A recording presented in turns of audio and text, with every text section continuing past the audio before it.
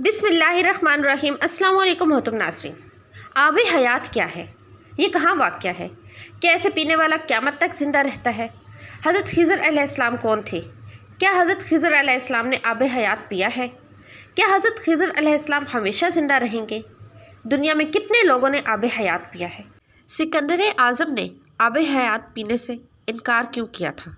आब हयात महज एक ख्याल या अफसाना है या उसकी कोई हकीकत भी है? यही हमारी आज की वीडियो का मौजू होगा। और आज की इस वीडियो में हम आपको आब हयात के बारे में मुस्तनद मालूमात फराहम करेंगे। मोहतरम नाज़रीन, इस हकीकत के बावजूद कि हर जी रूह को मौत का जायका चखना है, हज़रत इंसान हमेशा से अब्दी ज़िंदगी की तलाश में रहा है और उसकी अशद ख्वाहिश रही है कि वो मौत जैसी हकीकत से छुटकारा हासिल कर ले।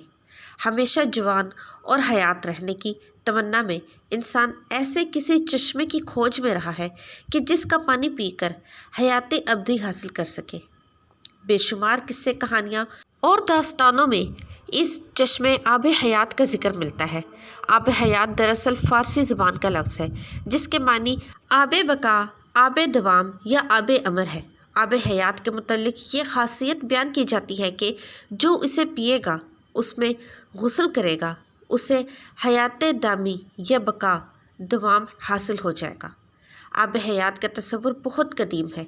इस्लाम से पहले भी फ़ारसी अदब की मुख्तलिफ़ दास्तानों में आब हयात का तज़किरा मिलता है। बाद अज़ आहिया इस्लाम भी आब हयात का ज़िक्र मौजूद है। नाज़रीन, उस दौर की दास्तानों में 3 अशख़ास का ज़िक्र किया गया है जो आब हयात या नहर हयात तक पहुँचे। उनमें हज़रत खिज़र अलैहिस्सलाम, हज़रत इलियास अलैहिस्सलाम और हज़रत ज़ुल्क़रनैन अलैहिस्सलाम शामिल हैं। दास्तानों के बयान के मुताबिक आब हयात हज़रत खिज़र अलैहिस्सलाम और हज़रत इलियास अलैहिस्सलाम को नसीब हुआ और यूँ वो हयात दामी के हामिल हो गए। और ये एक ऐसा मसला है जिसके बारे में ये तय करना बहुत मुश्किल है कि आया आब हयात का कोई वजूद था, है या नहीं, और हज़रत खिज़र अलैहिस्सलाम से इसका क्या ताल्लुक़ है।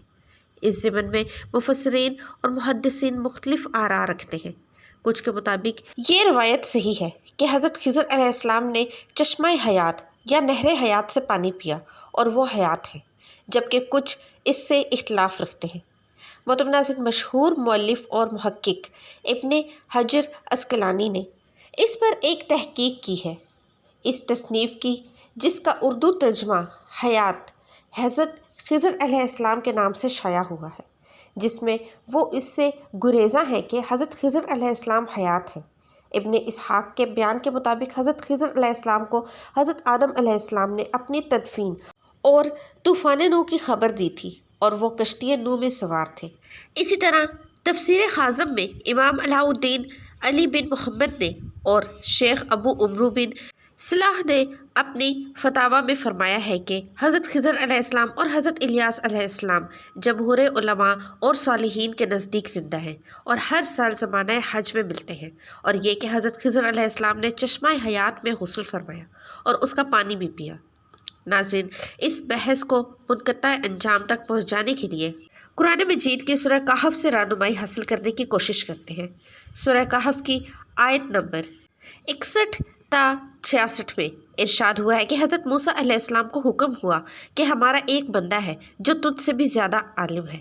हज़रत मूसा अलैहिस्सलाम ने अर्ज़ की, परवरदिगार, मैं उस तक कैसे पहुँचूँ?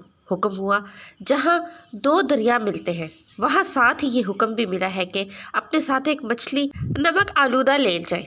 जहाँ वो मछली गुम हो जाएगी वहाँ हमारा वो बंदा मिलेगा। चुनांचे जब हज़रत मूसा अलैहिस्सलाम मजमा उल बहरीन, वो जगह जहाँ बहरा रूम और फ़ारिस आपस में मिलते हैं, नहर हयात के नज़दीक पहुँचे तो एक चट्टान के करीब कुछ देर आराम करने की गर्ज से लेट गए। मछली आपके साथ योशा बिन नून की ज़ंबील में थी। पानी के कतरे जैसे ही उस पर पड़े वो बहुक्म खुदा ज़िंदा होकर पानी में गोता ज़न हो गई और एक सुराख के ज़रिए बशक्ल सुरंग पानी में उतरती चली गई। जब हज़रत मूसा अलैहिस्सलाम वहाँ से रवाना होकर कुछ दूर गए तो योशा से पूछा कि मुझे भूख लगी है, वो मछली ले आओ। योशा ने कहा, वो मछली तो जहाँ हमने आराम किया था वहीं अजब अंदाज से जस्ट लगाकर पानी में गायब हो गई और आपको بتانا مجھے شیطان نے بھلا دیا۔ حضرت موسیٰ علیہ السلام نے کہا بس واپس چلو، اسی جگہ کی ہمیں تلاش تھی۔ جب آپ واپس لوٹے تو دیکھا کہ ایک بندہ خدا وہاں بیٹھا ہوا ہے۔ آپ علیہ السلام نے بعد السلام کہا کہ میں موسیٰ ہوں، بنی اسرائیل کا نبی۔ تفسیر ابن کثیر کے جلد سوم کے مطابق وہ اللہ کا نیک بندہ حضرت خضر علیہ السلام تھے۔ ناظرین، اس کے بعد کی تفصیل عام ہے کہ آپ علیہ السلام نے حضرت خضر علیہ السلام کے ساتھ سفر کیا اور انہوں نے کہا کہ موسیٰ جو عمل میں کروں آپ سوال نہیں کریں گے۔ آج کی ویڈیو میں ہم اس تفصیل میں نہیں جائیں گے کیونکہ اپنے ناظرین کو بس یہی تک لانا مقصود تھا۔ یہاں قابل غور بات یہ ہے کہ نہر حیات کے پانی میں اللہ نے یہ تاثیر رکھی تھی کہ مردہ مچھلی پر اس پانی کے چھینٹے پڑنے سے وہ بحکم خدا زندہ ہو کر پانی میں غائب ہو گئی، جبکہ حضرت خضر علیہ السلام تو وہاں پر مقیم تھے۔ تو کیا آپ اس پانی سے مستفید نہیں ہوئے ہوں گے؟ یہ اللہ کی نشانیاں ہیں۔ بے شک جو چاہتا ہے وہی ہوتا ہے۔ آب حیات اور حضرت خضر علیہ السلام کا واقعہ حضرت ذوالقرنین علیہ السلام سے بھی وابستہ ہے۔ حضرت خضر علیہ السلام حضرت ذوالقرنین علیہ السلام کے خالہ زاد بھائی، وزیر اور علمدار رہے ہیں۔ یہ حضرت سام بن نوح علیہ السلام کی اولاد میں سے ہے۔ مختلف تواریخ میں یہ بیان ملتا ہے کہ حضرت ذوالقرنین علیہ السلام نے پرانی کتابوں میں پڑھا تھا کہ سام بن نوح علیہ السلام کی اولاد میں سے ایک شخص چشمہ حیات سے پانی پی لے گا، اس کو موت نہ آئے گی۔ اس لیے حضرت ذوالقرنین علیہ السلام نے اس کی تلاش میں مغرب کا سفر کیا۔ حضرت ذوالقرنین علیہ السلام کے علم میں یہ بات آئی کہ چشمہ حیات اندھیرے راستوں میں موجود ہے، جسے آج سائنس بلیک ہول کہتی ہے، اور وہاں 360 چشمے ہیں۔ لہٰذا ذوالقرنین علیہ السلام نے اپنے لشکر سے 360 افراد منتخب کیے اور ہر ایک کو ایک مچھلی دی کہ حضرت خضر علیہ السلام کی سربراہی میں روانہ کیا۔ تمام لوگوں کو یہ ہدایت دی گئی کہ ہر فرد اپنی مچھلی کے ساتھ چشمے میں اتر جائے اور واپس آ کر اپنی اپنی مچھلی ظاہر کرے۔ کافی دشواری اور محنت شاقہ کے بعد یہ افراد ان چشموں تک پہنچنے میں کامیاب ہو گئے۔ جب واپس آئے تو حضرت ذوالقرنین علیہ السلام نے سب کو اپنی مچھلی جمع کرانے کو کہا۔ سب نے اپنی مچھلی ان کے سامنے پیش کر دی سوائے حضرت خضر علیہ السلام کے۔ ذوالقرنین علیہ السلام نے دریافت کیا کہ تو انہوں نے بتایا کہ میں جب چشمے میں اترا تو مچھلی میرے ہاتھ سے نکل کر پانی میں چلی گئی۔ میں نے غوطہ لگا کر اسے پکڑنے کی بہت کوشش کی مگر ناکام رہا۔ حضرت ذوالقرنین علیہ السلام نے کہا کہ وہ پانی آپ کے مقدر میں تھا۔ تفسیر ساوی کے مطابق حضرت ذوالقرنین علیہ السلام حضرت ابراہیم علیہ السلام کے دستے حق پرست پر اسلام قبول کر کے مدتوں ان کی صحبت میں رہے اور حضرت ابراہیم علیہ السلام نے ان کو کچھ وصیتیں بھی فرمائی تھیں۔ ناظرین، تفسیر ابن کثیر میں یہ روایت ملتی ہے کہ ذوالقرنین علیہ السلام حضرت ابراہیم علیہ السلام کے دور میں تھے اور انہوں نے حضرت ابراہیم علیہ السلام کے ہمراہ خانہ کعبہ کا طواف بھی کیا۔ اس سے ظاہر ہوتا ہے کہ حضرت خضر علیہ السلام بھی حضرت ابراہیم علیہ السلام کے دور کے ہیں، جبکہ ایک محتاط اندازے کے مطابق حضرت ابراہیم علیہ السلام اور حضرت موسیٰ علیہ السلام کے درمیان 600 سال سے زیادہ کا فاصلہ ہے، اور ان تمام حوالہ جات سے یہ نتیجہ سامنے آتا ہے کہ حضرت خضر علیہ السلام کو یا تو عمر طولانی دی گئی تھی یا پھر وہ بحکم خدا بقید حیات ہیں، واللہ عالم۔ ناظرین، اس زمن میں کچھ علماء مفسرین اور مورخین کی مزید آراء پیش خدمت ہے۔ امام بدر الدین عینی نے ان کے متعلق کچھ لکھا ہے کہ جمہور کا موقف یہ ہے کہ حضرت خضر علیہ السلام نبی تھے اور زندہ ہیں۔ مصنف بدر الدین عینی کتاب العلم الباب ما ذکر فی ذہاب موسیٰ میں لکھتے ہیں کہ خدمت بحر یعنی سمندر میں لوگوں کی رہنمائی کرنا حضرت خضر علیہ السلام کے سپرد ہے۔ اسی طرح تفسیر خازن میں یہ ہے کہ اکثر علماء اور مشائخ اس بات پر اتفاق کرتے ہیں کہ حضرت خضر علیہ السلام زندہ ہیں۔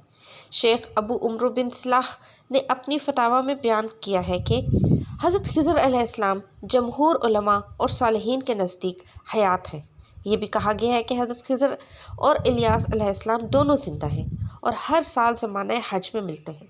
یہ بھی اسی سے منقول ہے کہ حضرت خضر علیہ السلام نے چشمہ حیات میں غسل فرمایا اور اس کا پانی پیا۔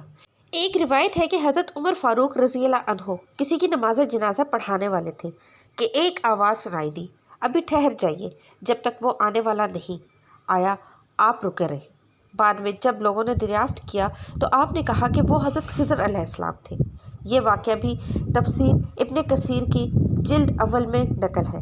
کہا جاتا ہے کہ سکندر اعظم کو شوق ہوا کہ وہ آب حیات کا چشمہ تلاش کریں اور اس کا پانی پئیں۔ وہ اسے تلاش کرتا کرتا اس تک پہنچ گیا تو اس نے چشمے کے کنارے پر ایک پرندہ پایا جس کے بال اور پر جھڑ چکے تھے، کھال لٹکی ہوئی تھی، چونچ گھس چکی تھی، لنگڑا لنگڑا کر چل رہا تھا۔ سکندر نے پوچھا، اے طائر لاہوتی، تو آب حیات کے چشمے کا پانی پی کر ٹھیک کیوں نہیں ہو جاتا؟ کیوں اتنی تکلیف میں پڑا ہوا ہے؟ طائر لاہوتی نے جواب دیا کہ اس چشمے کا پانی پی کر تو اس حال کو پہنچا ہوں۔ اب علم ہوا کہ آب حیات ابدی زندگی تو دیتا ہے مگر جوانی نہیں۔ اب بڑھاپے نے میرا یہ حال کر دیا ہے کہ چلنے پھرنے سے لاچار ہوں مگر موت نہیں آتی کہ کچھ راحت پاؤں۔ سکندر نے پانی پینے سے انکار کر دیا اور واپس پلٹ آیا اور 32 سال کی بھری جوانی میں موت کو لبیک کہا۔ ناظرین، آب حیات کے موضوع پر کچھ فلمیں بھی بنائی جا چکی ہیں اور کئی ناولز بھی لکھے جا چکے ہیں۔ انسان نے تقریباً ساری دنیا کھنگال ڈالی ہے۔ بے شمار خفیہ غیر سرد اور مختلف نمکیات سے پر چشمے بھی مل گئے ہیں مگر جوانی کا چشمہ اور آب حیات نہیں مل سکا۔ علم اور تحقیق کے مطابق بڑھاپے یا عمر میں اضافے کا سلسلہ پیدائش کے دن سے ہی شروع ہو جاتا ہے۔